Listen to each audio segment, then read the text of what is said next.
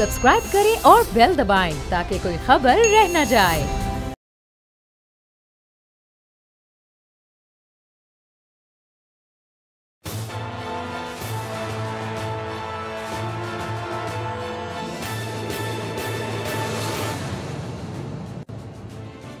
Good evening. कौमों की जिंदगियों में बड़े बड़े वाकयात रूनुमा होते हैं और जिंदा वही कौमें रहती हैं जो अपने हीरोज को याद रखती हैं।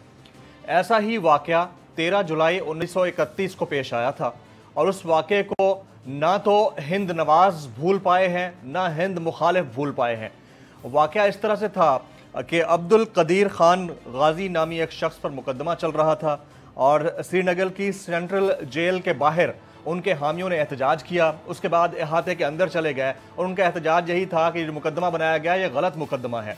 लेकिन महाराजा हरी सिंह के जो हामी अफवाज थी और पुलिस के अहलकार थे, उन्होंने वहाँ पर फायर खोला और फायर इस वजह से खोला क्योंकि एहतजाजी कश्मीरियों ने वहाँ पर अल्लाह अकबर के सदाओं के साथ अजान यानी तकबीर को मुकम्मल करने की कोशिश की थी। और हुआ ये कि 22 कश्मीरी शहीद हुए और अजान के तमाम जो जुमले हैं या मुज़मिरात हैं उनको मुकम्मल करते हुए एक एक शख्स ने अपनी जान का नजराना पेश किया, लेकिन अजान को मुकम्मल होने दिया। ये तारीख है और तारीख ये भी है कि उस वक्त से बाद से लेकर 5 अगस्त 2019 तक चाहे हिंद मुखालिफ लोग थे या हिंद नवाज लोग थे, वो तमाम के तमाम इन लोगों को शहीद मानते थे, इनके मज़ार पर जाकर हाज़िरी देते थे और हर 13 जुलाई को एक बेहतरीन तरीके से इनको खिराज अकीदत पेश किया जाता था। लेकिन तारीख में शायद ये पहली बार होगा 1931 के बाद कि स्पेशल स्टेटस की एब्रोगेशन के बाद ना तो वहाँ पर कोई सरकारी एहलकार गया है और ना ही सरकारी सतह पर इसको मनाने की कोशिश की गई है और ना ही वहाँ पर इजाज़त है किसी को कि जाकर वो मज़ार के अंदर दाखिल हो और दुआया कलमात अदा कर सके।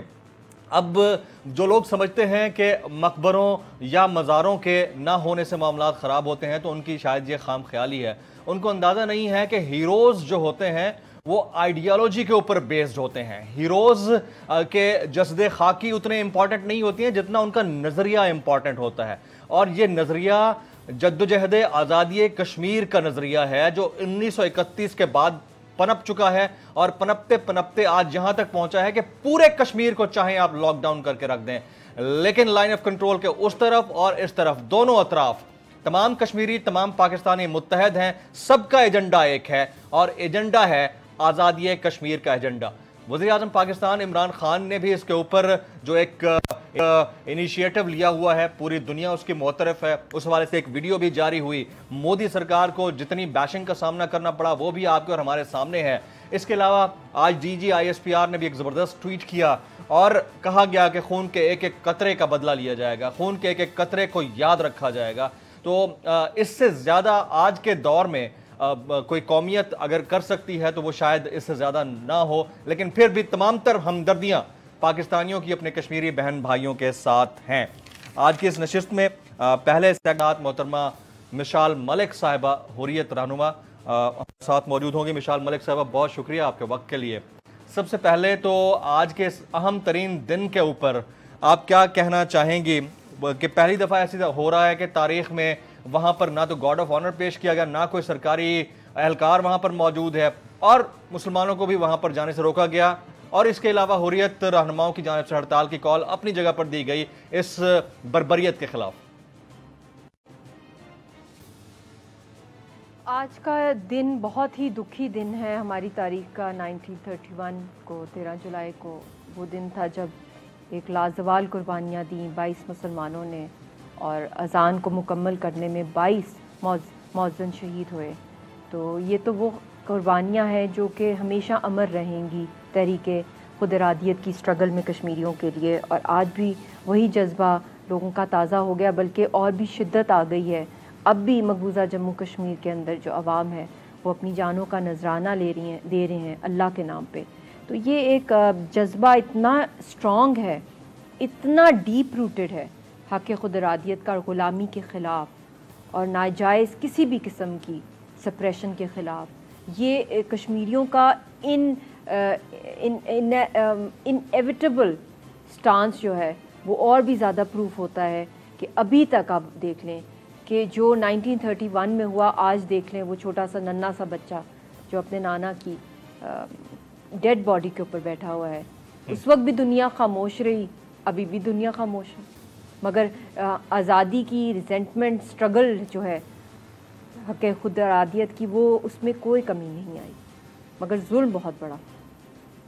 विशाल मलिक साहबा, मोदी सरकार अपनी हठधर्मी पर डटी हुई है और पूरी दुनिया इस तरफ अपनी तवज्जो करे या ना करे, बहरहाल पाकिस्तान आलमी बरादरी को जगाने की पूरी कोशिश कर रहा है। पाकिस्तान का मीडिया, आप लोग सारे मिलकर इस मामले को उठा रहे हैं।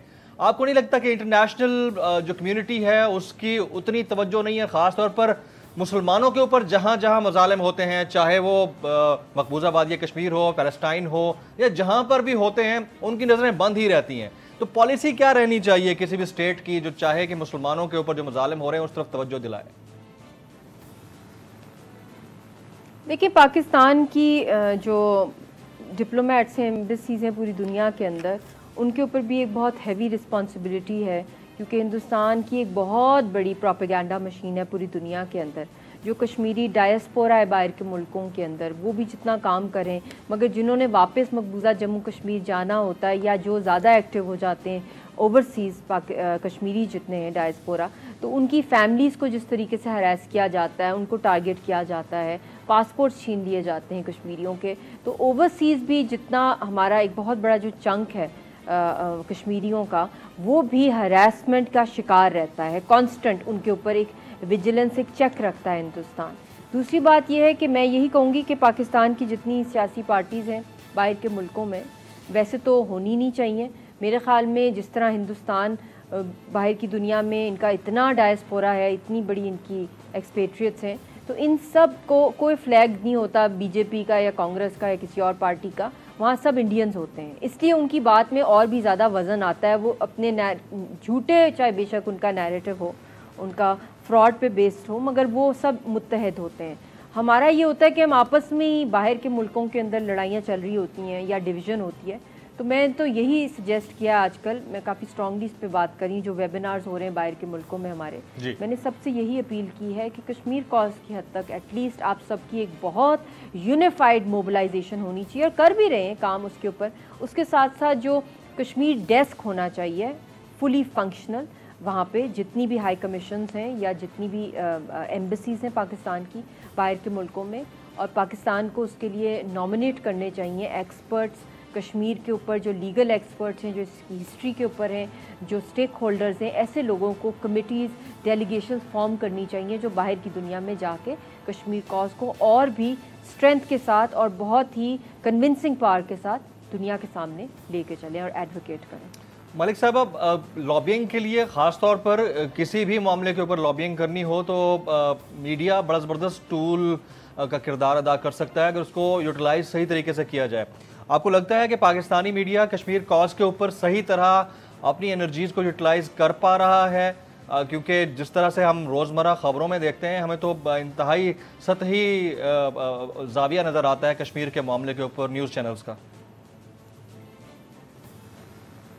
देखिए, लिटमस टेस्ट हम खुद भी कर सकते हैं, किसी भी प्राइवेट चैनल को हम देख लें, क्योंकि ज़्यादातर प्राइवेट चैनल्स ही होते हैं कहीं भी किसी भी मुल्क के अंदर जी। तो आप देख लें कि कौन से बर्निंग इश्यूज़ रहते हैं किसी भी एरिया के अंदर, क्या वो लोकल इश्यूज़ होते हैं, क्या वो पार्टी की जो इनर पार्टी केओस के ऊपर होते हैं, या ऑपोजिशन गवर्नमेंट के बारे में जो भी लेग पुलिंग चल रही होती है, या नेशनल इश्यूज़ के ऊपर फोकस कितना होता है। आप परसेंटेज निकाल लें, कितना इंफरटेनमेंट को मिलता है, कितना नेशनल इंटरेस्ट को मिलता है, कितना लोकल पॉलिटिक्स को मिलता है, इंटरनल पॉलिटिक्स को, कितना नेशनलिज्म पे चलता है, कितना पेट्रियटिज्म पे, कितना कश्मीर पे।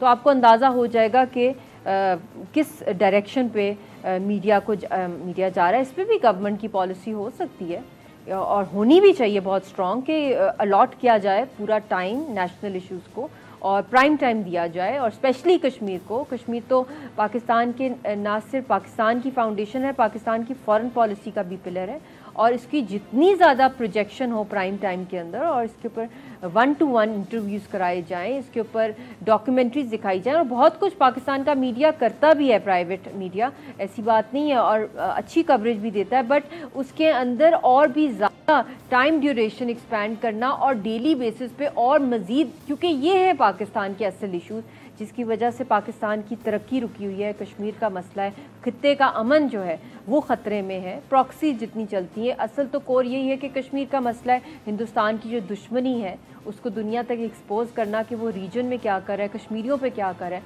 पाकिस्तान को अंदर से कितना डिस्टेबलाइज करने की कोशिश कर रहा है। और पाकिस्तान ने तो हमेशा अमन की बात की है, मगर अमन कभी हाथ में प्लेटर में मिलता नहीं है। अमन तो एक वो फाइनल गोल होता है जिसके लिए बहुत सी शहादतें, बहुत सी स्ट्रगल करके अमन की तरफ इंसान आ सकता है। जब इतना बड़ा एक झगड़ा जो एक दुश्मन मुल्क ने शुरू किया तो उसके लिए तो बहुत ज़्यादा एडवोकेसी की ज़रूरत है, और internationalising through print media, through digital media, through social media in full gear.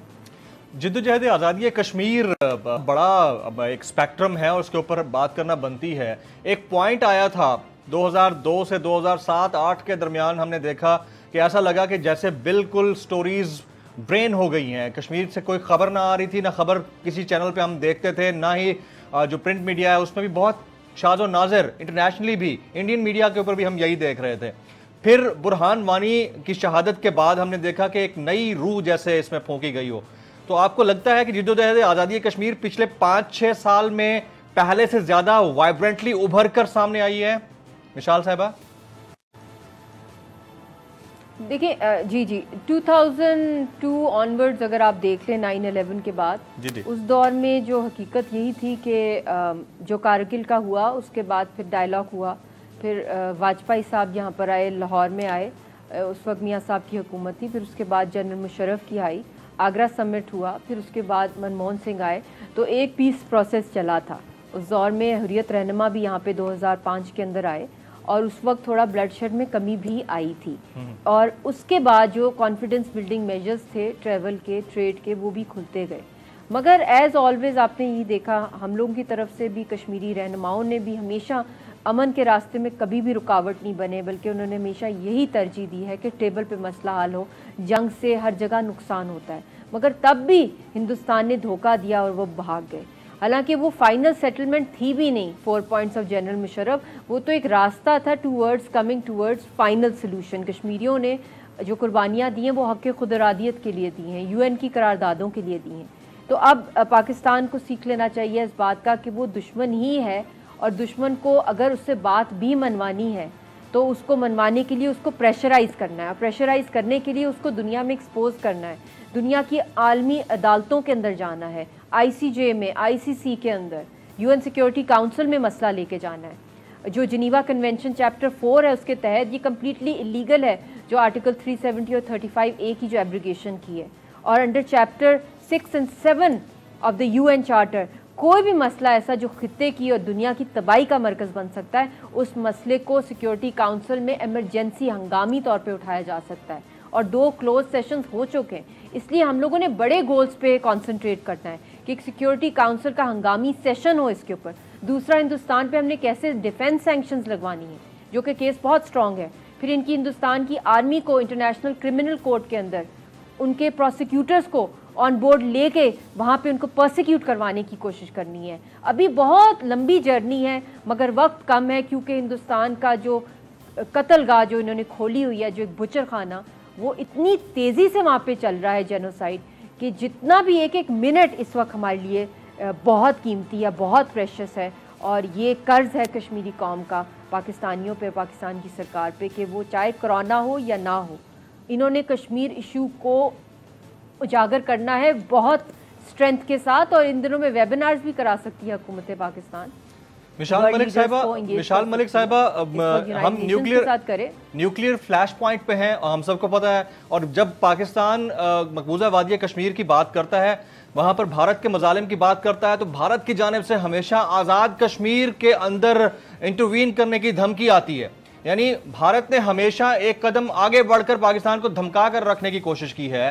तो इसके ऊपर पाकिस्तान की पॉलिसी क्या रहनी चाहिए? पाकिस्तान तो कश्मीर की बात उठा रहा है, अक़वाम मुत्तहिदा से लेकर जहां जहां लॉबिंग की बात आती है वहां पर पाकिस्तान की जो फॉरेन पॉलिसी है आपके और हमारे सामने है, लेकिन भारत की जो हठधर्मी है उसको किस तरह काउंटर किया जाए? आपके पास क्या इसके हवाले से सोल्यूशन है?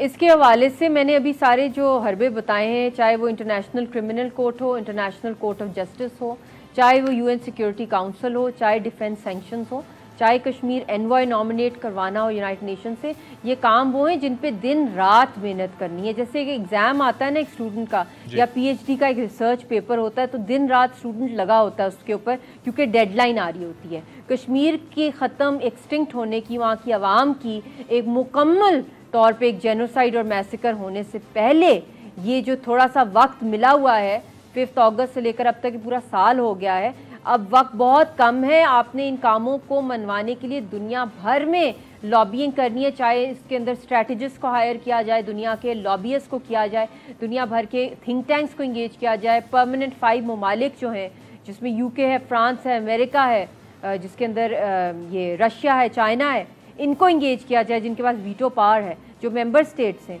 यूएन की करारदादें ओवर 25 हैं यूनाइटेड नेशंस के अंदर, बहुत स्ट्रॉन्ग केस है। यूएन ने 2 दफ़ा इस पे रिपोर्ट्स भी इशू कर दी हैं ह्यूमन राइट्स वायलेशंस पे। इसके ऊपर आपने इनको बहुत ज़्यादा एडवोकेसी और विद सिस्टमैटिक स्ट्रेटिजिक इम्प्लीमेंटेशन के साथ ये चीज़ें होनी है, और इसकी सोशो इकोनॉमिक कॉस्ट और जो सोशो पीस कॉस्ट है, सोशो पॉलिटिकल कॉस्ट पूरे खित्ते की तबाही की और तरक्की की, वो कश्मीर के साथ ही नथी हैं।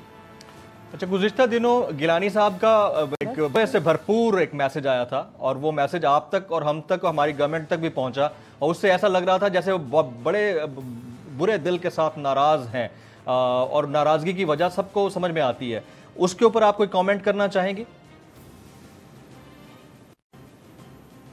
देखिए, जब ये 5 अगस्त का वाकया हुआ है, उसके बाद एक SOS लेटर की, आप गालिबन उसी की बात कर रहे हैं? जी जी गिलानी साहब। जी, मैं बिल्कुल उसी की बात कर रहा हूँ। जी, तो वो मतलब कि एक शहरा कट गई है वहाँ पे, हर तरह की यूनाइटेड नेशंस की करारदादों को बिल्कुल डस्टबिन में फेंक दिया है हिंदुस्तान ने। उसने सारे बायलैटरल ट्रीटीज़, इंटरनेशनल लॉ को सुपरसीड किया है, उसने इंटरनेशनल ह्यूमैनिटेरियन लॉ को सरपास किया है, सारी बायलैटरल और even their own Indian constitution को सरपास करके उन्होंने वही जो कनेक्टिंग जो चीज़ थी between the people of Indian occupied Jammu and Kashmir with the Indian constitution, उस ऑर्गन को ही उन्होंने अपने हाथों से खुद तोड़ दिया है, क्योंकि वो बिलीव ही नहीं करते इन एडमिनिस्ट्रेटिव कंट्रोल, वो बिलीव करते मुकम्मल कब्जे पे। पहले तो इन्होंने 70 साल अपनी आर्मी बिठाई रखी, अब उसके बाद अपनी आवाम को ला रहे हैं। तो उसके अगेंस्ट पाकिस्तान को, मैंने भी, आप अगर मेरे पुराने भी टॉक शो सेमिनार्स में देख लें, मैंने भी तब यही कहा था कि आपको इसके साथ जो एयर ट्रैवल है बंद करनी चाहिए हिंदुस्तान के साथ, और जो ट्रेड है या जो भी डिप्लोमेटिक टाइज हैं टेम्परेरली इनको ऑफ करें, अपनी स्ट्रॉन्ग प्रोटेस्ट रिकॉर्ड करें। और ये तो लास्ट ईयर वैसे भी 27 फरवरी को तो हिंदुस्तान ने पाकिस्तान के बीच में न्यूक्लियर कोड्स एक्सचेंज हुए। ये न्यूक्लियर बॉइलिंग पॉट है, ये बहुत पूरी दुनिया इसकी लपेट में आ सकती है, और ये तो अखंड भारत का नैरेटिव है। ये इनके अंदर जो ये जंगी जुनून है मोदी में और RSS में, ये इनका ये सदियों का आप समझ लें कि इनका एक दुश्मनी है, जो इतने सालों के बाद जिस तरह वो आए हैं इतनी थम्पिंग मेजॉरिटी के साथ, तो इन्होंने अपने वो सारे बदले लेने हैं दुनिया से, और स्पेशली खित्ते के अंदर जो अखंड भारत और हिंदुत्व का और सैफ्रनाइजेशन का जो इनका एजेंडा है उसको फैलाने के लिए। और सारे तकरीबन नेबरहुड जो है वो उनसे बहुत नाला हैं उनकी एक्सट्रीमिस्ट और फैशिस्ट पॉलिसीज़ के साथ। और अभी भी आप देख रहे हैं जो कुछ हो रहा है, ये तो पूरी एक 3rd वर्ल्ड वॉर की सर्कमस्टांसेस हैं यहाँ पे। एक आखिरी सवाल मिसाल मलिक साहिबा, ज़ाहिर है एक खातून की हैसियत से आप इस जिद्दोजहद आज़ादी कश्मीर को पाकिस्तान के अंदर और मकबूजाबादी कश्मीर के हवाले से लीड कर रही हैं। आपके हस्बैंड किस हालत में हैं? आपका रब्ता हुआ है और उस हवाले से कोई अपडेट्स आई हैं आपके पास? देखें, इतनी रुकावटें डाल दी हिंदुस्तान ने कि उनका पता चल सके, क्योंकि उनको ऐसी एक मौत के मुंह में रखा हुआ है, एक ऐसे डेथ सेल के अंदर रखा हुआ है जहां वो कैद तन्हाई में हैं। उनके इर्द गिर्द जितने भी कंपाउंड्स हैं वो खाली हैं, और वहाँ पे एक ओपन टॉयलेट भी है, और वहाँ पे उनको टॉर्चर किया जाता है। उनकी मेडिकल कंडीशन किसी भी नॉर्मल इंसान की कोलैप्स कर जाए, ये तो वो अपनी विल पावर पर ही इस वक्त सर्वाइव कर रहे हैं। और उनके ऊपर तो बचपन से ही टॉर्चर हिंदुस्तान ने किया है, तो वो तो कोई ख़ास ही उनके ऊपर अल्लाह ताला का करम है। और जो उनके अंदर जो वो मर्द मुजाहिद की जो ट्रू स्पिरिट है, वो इस दौर के गाजी हैं। और हमारा उनसे कोई रब्ता नहीं हो रहा है, हालांकि हमने बहुत कोशिश की है। और कोरोना में तो और भी ज़्यादा केसेस तिहाड़ जेल के अंदर और भी जेलों में जहाँ जहाँ कश्मीरी कैद हैं, ओवर पॉपुलेटेड हैं वो प्रिजन्स, तो वहाँ पे फैल रहा है। और इसका भी बहुत ख़तरनाक खदशा है कि खुदा न खास्ता जिस तरह की अनहाइजीनिक कंडीशन है।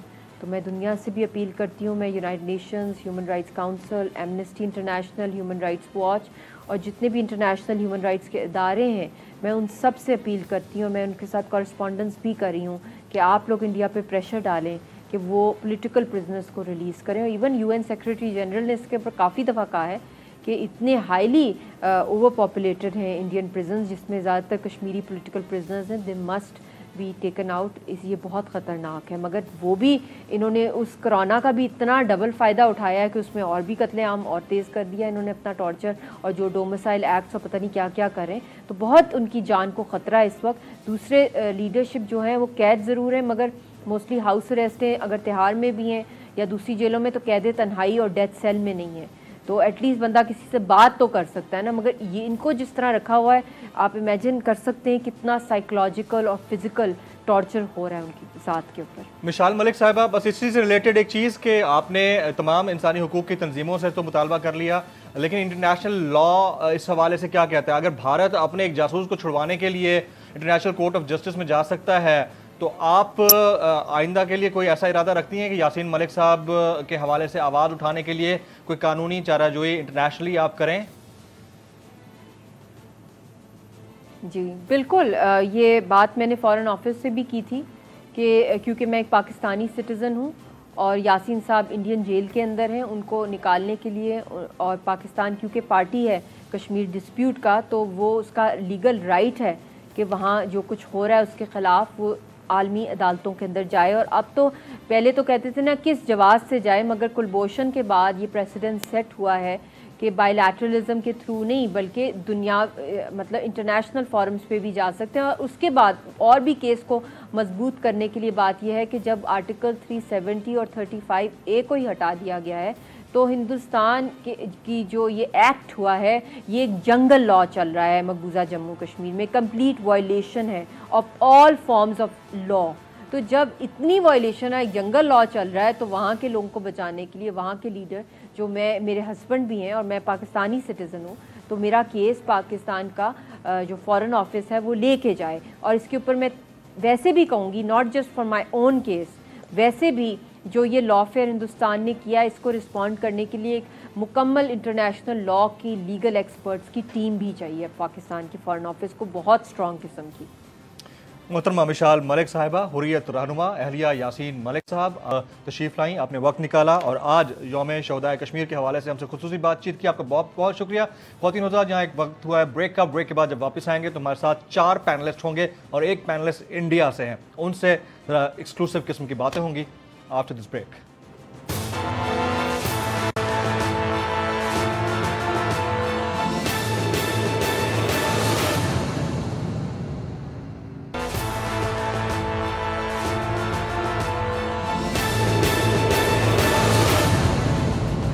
Welcome back. प्रोग्राम के इस हिस्से में दीगर गेस्ट पैनलिस्ट हमारे साथ मौजूद होंगे। जनाब कमर चीमा साहब, सीनियर तज्जियाकार, अक्सर इंडियन टेलीविजन चैनल्स पर आप कमर साहब को देखते रहते हैं। इसके अलावा जनाब शौकत बसर साहब, पाकिस्तान तहरीक इंसाफ के रहनुमा, आप हमें लाहौर से ज्वाइन कर रहे हैं। शाइस्ता सफ़ी साहिबा स्काइप पर हमारे साथ इस वक्त लंदन से मौजूद हैं। शाइस्ता, बहुत शुक्रिया आपके वक्त के लिए। और जनाब डॉक्टर वेद प्रताप विदेक साहब, आप मारूफ सहाफ़ी हैं, आप हमें इस वक्त भारत से ज्वाइन कर रहे हैं। Doctor Ved, thank you very much for being with us. सबसे पहले तो यौम शहदाए कश्मीर है और 5 अगस्त के बाद आज तारीख ने ये लम्हा भी देख लिया कि वो मज़ार जहाँ पर सरकारी गार्ड्स मौजूद रहते थे, लोग जाते थे, कश्मीरी, चाहे उनका ताल्लुक लाइन ऑफ कंट्रोल के इस तरफ से हो उस तरफ से हो, चाहे भारतीय हो, वो भी जाते थे और सलाम पेश करते थे शोहदा को जिन्होंने अजान पढ़ते पढ़ते अपनी जानें कुर्बान की थी 1931 में। आज पहली दफ़ा वहाँ पर ऐसा कुछ नहीं हुआ। इसका सारा जो भी कसूर है वो मोदी साहब का ही बनता है। What's your take on this sir? मुझसे पूछ रहे हैं? जी डॉक्टर वेद आपसे। जी, मुझे इस बारे में ये कहना है कि मोदी से भी ज़्यादा ये कसूर कोरोना का है। उसके डर के मारे लोग घर से बाहर ही नहीं निकल रहे हैं। और आप देखिए कि जहाँ भी निकल रहे हैं वहाँ कोरोना इस रफ्तार से बढ़ रहा है कि घबराहट फैल गई सारे मुल्क में। बस्तियों की बस्तियाँ, हजारों हजारों आदमी, 30-30 हजार लोग, 28 हजार लोग रोज कोरोना से तकलीफ पा रहे हैं। डॉक्टर वेद 5 अगस्त को तो कोरोना नहीं था ना? या आप ये साबित करना चाह रहे हैं कि मोदी कोरोना से कम मोहलिक हैं? हमें तो वो कोरोना का और उनका कंपैरिजन नहीं लगता। वो कोविड-19 है, ये परमानेंट कोविड है। आप बिल्कुल, ऐसा लगता है कि जैसे कांग्रेस पार्टी के प्रेसिडेंट। मैं कांग्रेस पार्टी का नहीं हूँ। कांग्रेस वाले पता नहीं वो भी आप ही की तरफ हैं, कभी कभी हमारी साइड ले जाते हैं, लेकिन हैं आपके ही वो। हमारे यहाँ जो दंगल चल रहा है ना, वो चीन से कम चल रहा है। जो बॉर्डर पे हो रहा है ना, वो पे ज्यादा हो रहा है। चीन के नेता और हमारे नेता एक दूसरे की टांग बिल्कुल नहीं खींच रहे हैं, एक दूसरे का नाम तक नहीं लेते हैं। लेकिन वो जो हमारे कांग्रेसी नेता हैं और बीजेपी के नेता हैं, वो आपस में खूब लत्तम धत्तम करते रहते हैं। तो इस परमानेंट कोविड का कोई हल है भी या नहीं है? कोई ट्रीटमेंट दुनिया में आया है, नहीं आया मोदी साहब का? बिल्कुल बिल्कुल है, और ये परमानेंट कोविड नहीं है। अच्छा, कश्मीर का बहुत मोहब्बत से हल हो सकता है। और मेरी तो देखिए हुर्रियत के लोगों से भी खूब बातें हुई हैं। आपके पाकिस्तान के सब लीडरान से पिछले 30-35 साल में मैं बातें करते रहा हूँ। हमारे यहाँ के सारे वज़ीर आज़मों से मेरी बात होती है। कोई ठंडे दिमाग से बैठकर ना आपके लोग बात करते हैं ना हमारे लोग बात करते हैं। सर हमारे लोग तो बात करने को तैयार हैं डॉक्टर वेद। हमारे लोगों की तरफ से तो बार बार कहा गया, हमेशा धमकी तो उधर से आती है ना। मोदी साहब का वो एक सोच है ना। मोदी साहब किसी मुल्क के प्राइम मिनिस्टर का नाम नहीं है, वो एक सोच है, एक कैफियत है जो इंडिया के ऊपर तारी है। पता नहीं कब आप उस कोरोना से जान छुड़वा पाएंगे, हमें तो नहीं पता। देखो, मोदी साहब की नुक्ताचीनी तो मैं बहुत करता हूँ यहाँ इंडिया में बैठकर, शायद मुझसे ज़्यादा कोई नहीं करता होगा। लेकिन मैं एक बात कहूँ कि मोदी जब बने वज़ीर आज़म तो कितनी खुशी खुशी उन्होंने, आप देखिए काबुल गए थे, अचानक वो लाहौर चले गए, अचानक मियाँ नवाज शरीफ के घर चले गए और कोशिश की उन्होंने। और मेरा ही सजेशन था, वो पीएम बने, इलेक्शन में उनकी जीत हुई, उसके पहले एक बहुत बड़ी पब्लिक मीटिंग में मुझे भी बुलाया गया था बोलने के लिए। जी जी। तब मैंने कहा था नरेंद्र मोदी को कि नरेंद्र भाई, कुछ ऐसा कीजिए कि सारे पड़ोसी मुल्कों से भारत का ऐसा ताल्लुक बन जाए कि लोग भारत को एक भाई मुल्क कहें, एक बिरादराना मुल्क कहें, पराया मुल्क न कहें, जैसा कि मैं महसूस करता हूँ। मैं जब पड़ोसी देशों में जाता हूँ तो मुझे लगता ही नहीं है कि मैं फॉरेनर हूँ। मुझे लगता है कि सब अपने लोग हैं, अपनी फैमिली के लोग हैं। इनसे बैठ के बात करें, हर बात बहुत सलीके से हल हो सकती है। सर वो हर बात हमसे तो बाद में सलीके से हल करें, पाकिस्तान से या पड़ोसी मुल्कों से बाद में करें। उन्हें कहें कि जिस तरह अचानक यहाँ लाहौर का उन्होंने विजिट कर लिया था, इसी तरह अचानक किसी दिन श्रीनगर चले जाएं। उनको आइडिया हो जाएगा कि वो कितने मकबूल हैं, कितने ताकतवर हैं और कितना उनकी जो सोच है उसके हवाले से लोग वहां पर किस तरह की कैफियत रखते हैं, किस तरह की महसूसात रखते हैं। उनको आइडिया तो हो, जरा किसी दिन कश्मीर चले जाएं और जिस लॉकडाउन को पूरी दुनिया फेस कर रही है, जो उन्होंने मुसल्लत किया 5 अगस्त के बाद कश्मीरियों के ऊपर, उसको जाकर देखें कि वहां पर एक बच्चा अगर अपने नाना के जिस्म के ऊपर बैठकर अब दुहाइयां दे रहा होता है तो क्या तकलीफ होती है। नहीं, वो तो देखिए सारे मुल्क में हमारे टीवी चैनल्स ने, अखबारों ने उसको बहुत दिखाया और ये बताया कि दहशतगर्दों ने उस बुज़ुर्ग को मार दिया था और वो बच्चा अपने नाना के बॉडी पर बैठा हुआ था, उसके जिस्म पर बैठा हुआ था। इतना रिएक्शन हुआ है उस फोटोग्राफ का, इतना कई लोगों की आंखों में आंसू आ गए। और मैं आपको सच कहता हूँ कि कश्मीर के लोगों को, मेरी कश्मीर के सब लोगों से फ़ोन पे बात होती रहती है। जी। जो लोग मैं बहुत जेल में नहीं है, सबसे मेरी बात होती है। सारे जितने बुजुर्ग नेता हैं हुर्रियत के और दूसरे, वो मुझे जानते हैं। मुझे तकलीफ़ है बहुत कि कश्मीर में इतना ज़्यादा रोकथाम हुई। लेकिन मैं आपको एक दूसरी बात कहता हूँ जी। कि अगर ये रोकथाम नहीं होती, यानी जुबान चलाने की आज़ादी लोगों को मिल जाती, तो पता नहीं कितनी तलवारें चलती, कितनी खून की नदियाँ बहती।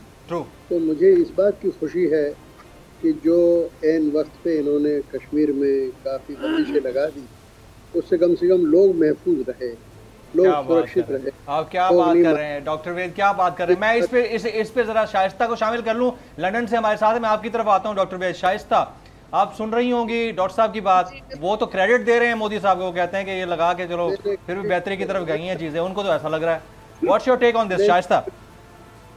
नहीं देखिए, पहले तो आपका बहुत शुक्रिया। बोल के ऊपर भी आपका जो बोलबाला चल रहा है और मकबूजा कश्मीर के हवाले से जो आप का काम है, उसको हम कश्मीरी बहुत कदर की निगाह से देखते हैं, उसको सराहते हैं। Thank you. आपने सवाल किया था कि अभी वेद साहब ने कहा कि कोरोना की वजह से शायद लोग जो हैं वो घरों में बैठे हैं और शोहदा के मज़ार की तरफ नहीं गए। तो मकबूजा कश्मीर के लोगों के लिए कोरोना कोई मसला नहीं है। वहाँ पर तो कोरोना से बड़ी बड़ी चीज़ें गुजर चुकी हैं और सबसे बड़ा मसला ये वायरस नहीं है। वहाँ पर तो कैंसर है मकबूजा कश्मीर में, वो कैंसर है ऑक्यूपेशन का, वो काबिज अफवाज का कैंसर है वहाँ पर। कोरोना से कोई डरते नहीं है वहाँ पर। वहाँ की जो बंदूकें हैं, इतनी अफवाज की जो वहाँ पर तादाद मौजूद है, हमने देखा है कि किस तरह वहाँ पर हर गली हर मोहल्ले के ऊपर जो इंडियन ऑक्यूपेशनल फोर्सेस होती हैं वो वहाँ पर मौजूद होती हैं। तो कोरोना एक बहुत छोटी सी चीज़ है मकबूजा कश्मीर के लिए। लॉकडाउन्स मकबूजा कश्मीर ने देखे हैं, वो लॉकडाउन्स के जैसे हम लोगों ने लेविश लॉकडाउन यहाँ पे यूके में या किसी और जगह देखे, वैसे लॉकडाउन नहीं। वो लॉकडाउन के वहाँ पर महीनों बच्चों के लिए खुराक नहीं, वहाँ पर दवाइयाँ नहीं, अद्वियात नहीं, cancer patient, kidney patient, dialysis patient, जो पेशेंट्स थे उनको अस्पताल जाने का मौका नहीं मिलता था। जो हामला खवातीन थी उन्होंने बच्चों की पैदाइश सड़कों के ऊपर दी और कुछ के बच्चे जो हैं स्टिल बर्थ हुई वहाँ पर। ये वो चीज़ें हैं जो मकबूजा कश्मीर देखता आ रहा है। ये सिर्फ कोरोना की वजह से नहीं है, ये ऑक्यूपेशन की वजह से। ये मकबूजा जो इलाका है, जो हिंदुस्तान ने इसको काबिज रखा है, ये उसकी वजह से है। तो कश्मीरी सिर्फ कोरोना से डरते नहीं हैं, वो हिंदुस्तानी अफवाह से नहीं डरते हैं, वो शहादतें दे रहे हैं। आज का दिन, आज जो हम यहाँ पर मौजूद हैं 13 जुलाई, ये हमें याद दिलाता है उस अजान की कि जिस अजान को मुकम्मल करने के लिए 22 शोहदा, 22 मकबूजा कश्मीर के जवानों ने अपनी शहादतें दी और वह अजान आज तक मुकम्मल हो रही है, वो शहादतें आज तक दी जा रही हैं। तो ये कोई भी मोदी हो या कोई कांग्रेस की हुकूमत हो, मकबूजा कश्मीर ने अपनी जो जद्दोजहद है वो जारी रखी है। कोरोना हो, कोरोना ना हो, परमानेंट कोरोना हो, लेकिन जो हिंदुस्तान की काबिज अफवाज मकबूजा कश्मीर में मौजूद है, वो मकबूजा कश्मीर के लिए वायरस हैं, वो मकबूजा कश्मीर के लिए कैंसर है। और जब तक हिंदुस्तान की अफवाज मकबूजा कश्मीर से बाहर नहीं निकल जाती और कश्मीर जो है अपनी आज़ादी उसको हासिल नसीब नहीं हो जाती, तब तक ये जद्दोजहद जारी रखी जाएगी और तब तक ये अजान कंप्लीट नहीं होगी। और वेद साहब ने जिक्र किया कि टेररिस्ट ने उस अयाज जो 3 साल का बच्चा है उसके दादा को शहीद किया। कौन सी गोलियां चली? गाड़ी के ऊपर गोली का निशान नहीं, गाड़ी पार्क हुई हुई है, एक लाश पड़ी हुई है, उसके ऊपर भारतीय अफवाजों में खड़े हों और जब कैमरा आता है तो उसके बाद वो बच्चे को गोद में उठाते हैं। मतलब ये तो वही हुआ कि दामन पे कोई चीट ना खंजर पे कोई दाग, तुम कत्ल करे हो या करामात करे हो, कत्ल भी करते हो, करामात भी करते हो, छींटे तुम्हारे दामन के ऊपर नहीं है, कुछ नजर नहीं आ रहा है। Absolutely right. शाइस्ता साथ रहिएगा, बाकी भी पैनलिस्ट हमारे साथ हैं। ख्वातीन उज़ात, जहाँ वक्त हुआ ब्रेक का, ब्रेक के बाद शौकत बसर साहब, कमर चीमा साहब दोनों हमारे साथ हैं, बाकी पैनलिस्ट भी हैं, उनसे बातचीत करेंगे और गवर्नमेंट के पर्सपेक्टिव को भी जानना ज़रूरी है। लोग अभी भी शिकवा कुनाए हैं कश्मीर के अंदर और वो ये कहते हैं कि उनके हिसाब से उतनी प्रोएक्टिव पॉलिसी नहीं है जितनी होनी चाहिए थी, लेकिन हमें नज़र आती है और कर भी क्या सकता है कोई मुल्क इससे ज़्यादा लॉबिंग के अलावा। एक ब्रेक के बाद साथ रहिएगा।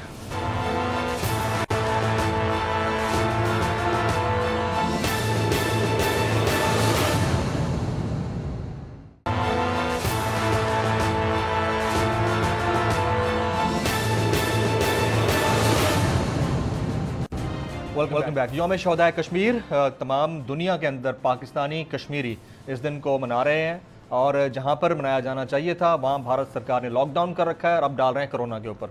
और उससे बड़ा कोरोना 5 अगस्त से उनके ऊपर मुसल्लत है और पिछले 73 साल से हम सब देखे जा रहे हैं। शौकत बसर साहब गवर्नमेंट को रिप्रेजेंट कर रहे हैं, हमारे साथ मौजूद हैं। बसर साहब, बहुत शुक्रिया आपके वक्त के लिए। आपसे कमेंट चाहूंगा और वो बड़ा इंपॉर्टेंट है, और वो यही है, लोग समझते हैं कि उतनी प्रोएक्टिव पॉलिसी नहीं है गवर्नमेंट की जितनी प्रोएक्टिव होनी चाहिए। इसको आप किस तरह रिस्पॉन्ड करेंगे इस सवाल को?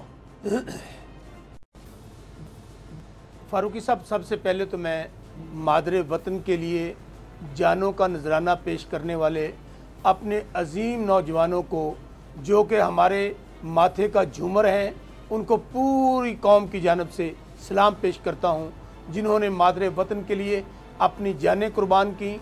और ख़ास तौर पर हमारी इंटेलिजेंस एजेंसीज़, हमारी अफवाज पाकिस्तान और वो ब्रेव पाकिस्तानी जिन्होंने, और कश्मीरियों ने, जिन्होंने इस मूजी, ये मूदी नहीं है, मूजी है, मूजी, जो कि दुनिया का सबसे बड़ा दहशत गर्द है, उनकी दहशत गर्दी के सामने सीना सपर किया।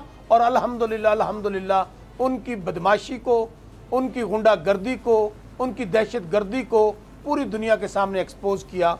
इसलिए मैं समझता हूं कि अभी डॉक्टर वेदक जो बात कर रहे थे, डॉक्टर वेदक, मैं सिर्फ ये गुजारिश करना चाहता हूं, वो कहते हैं बगल में छुरी मुंह में राम राम। अब क्या बात करते हैं कि जी वहां पे कोरोना की वजह से ये मूदी जो मूजी है, इससे बड़ा भी कोई कोरोना होगा? ये कोरोना नहीं, ये दुनिया का सबसे बड़ा दहशत गर्द है। और किसको सही कहा गया था, ये गुजरात का कसाई और कसाब है, जिसके हाथों को मुसलमानों का खून लगा हुआ है। अब तो डॉक्टर विदिक, अब तो खुद इंडिया भी इससे तंग आ गया, और वो वक्त दूर नहीं है। मैं समझता हूँ कश्मीरियों की कुर्बानियां रंग लाएंगी।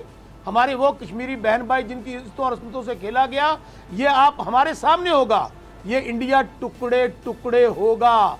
डॉक्टर विदिक, ये बात सुन लीजिए, क्योंकि हम ये समझते हैं कि सबसे बड़ा निजाम मेरे अल्लाह का निजाम है। बाय द वे डॉक्टर विदिक भी यही चाहते हैं।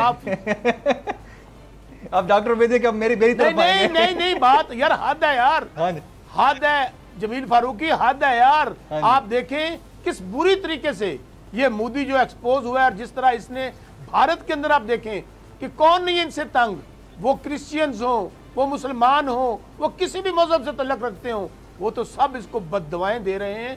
तो इंशाल्लाह इस मूजी का अंजाम इबरतनाक होगा।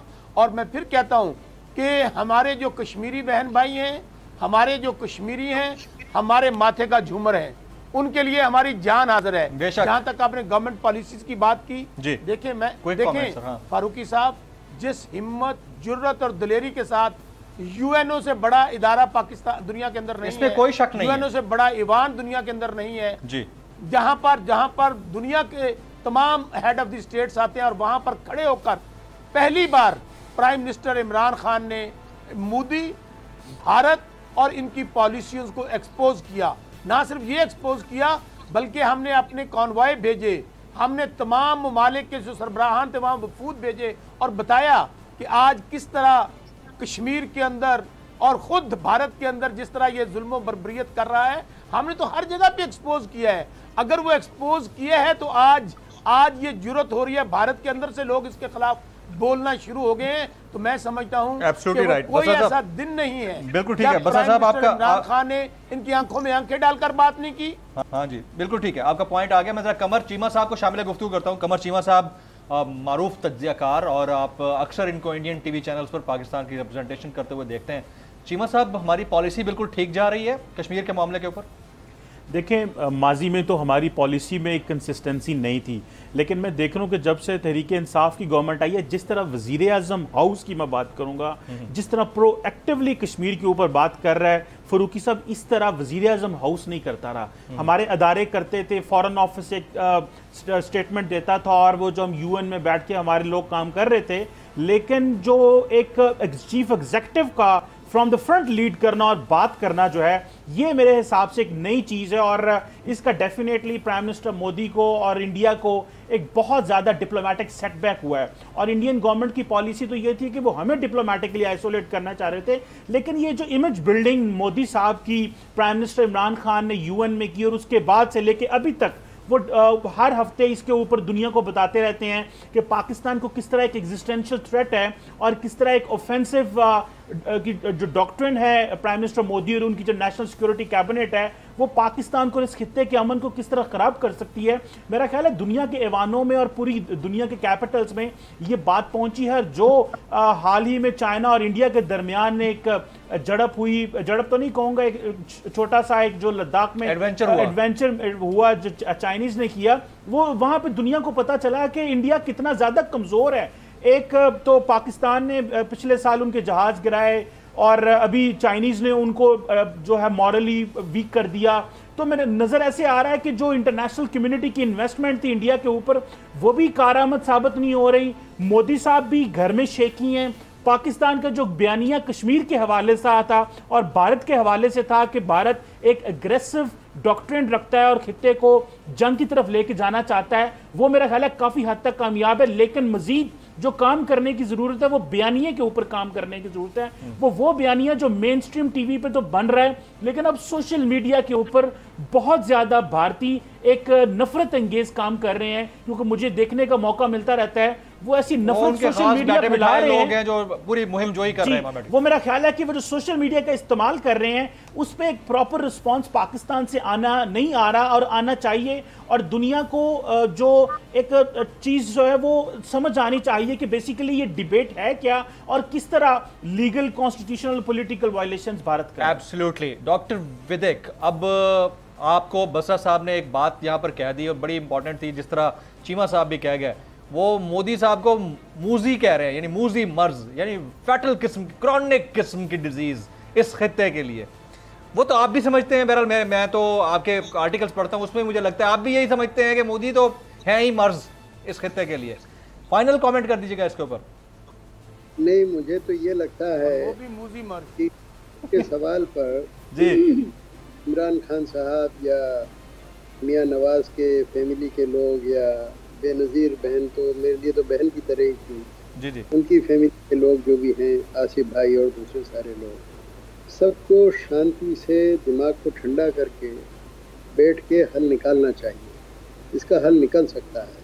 और मैं आपसे कहता हूँ, ये बहुत पोलाइटली कहना चाहता हूँ ये बात, जी जी, कि अगर मैं पाकिस्तान का नेता होता, अगर पाकिस्तान का मैं लीडर होता ना, तो मैं अपने कश्मीर को जो मेरे पास है, पाकिस्तान के पास है, उसको इतना अच्छा बना देता, उसमें प्लेबिसिट कराता और उसको एक आइडियल बना के रख देता। सर आप पाकिस्तान के नेता ना बने, अगर मैं इंडिया का नेता होता, अगर मैं मोदी की जगह होता, तो मैं वो कर जाता कि आपकी सोच है, मैं भी यही करता कि जहां आपने एब्रिगेशन ऑफ आर्टिकल 370 और 35A किया है वो ना करवाता, बल्कि उनके प्लेबिसाइड करवा देता।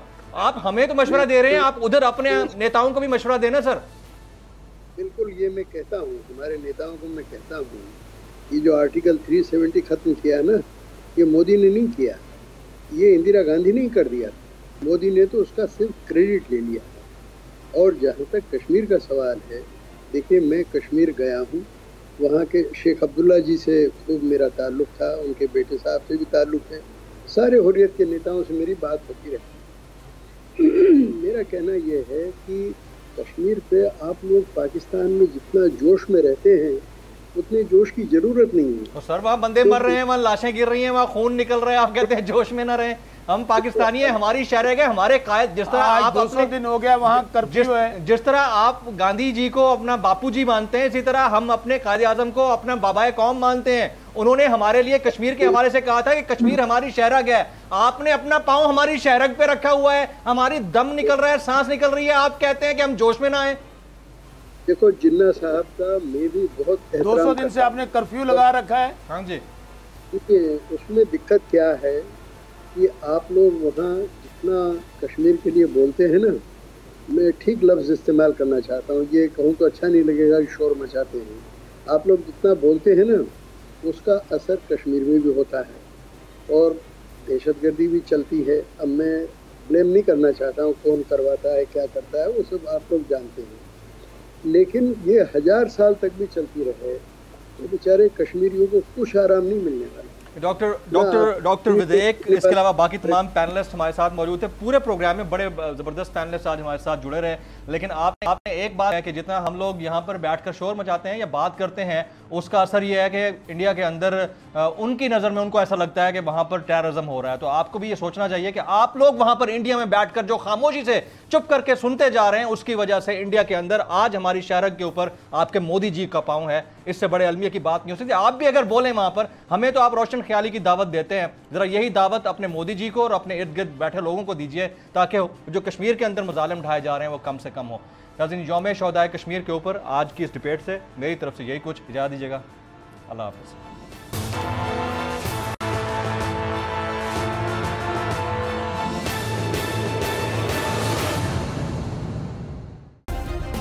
सब्सक्राइब करें और बेल दबाएं ताकि कोई खबर रह न जाए।